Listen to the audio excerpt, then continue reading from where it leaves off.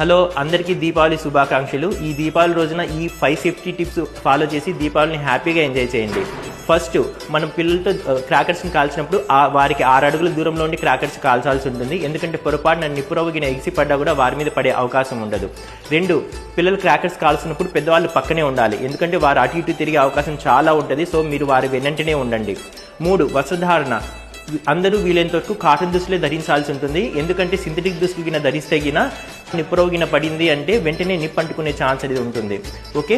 4, దగ్గరలోనే ఒక బకెట్లో వాటర్, ఒక బకెట్లో శాండ్ పెట్టండి. పొరపాటున నిప్పు అంటుకున్నా కూడా వెంటనే ఆర్పేసే టైం మన చేతిలో ఉంటుంది. 5, ఇంట్లో పసిపిల్లలు 1 year లోపు పిల్లలు ఉంటే ఇంట్లోనే ఉండి ఎంజాయ్ చేయండి. ఎందుకంటే వారికి హై ఇంటెన్సిటీ సౌండ్ తట్టుకునే కెపాసిటీ అప్పుడే రాదు. ఫైనల్గా మనుషుల గురించి కాకుండా జంతువుల గురించి కూడా మీరు ఆలోచించండి.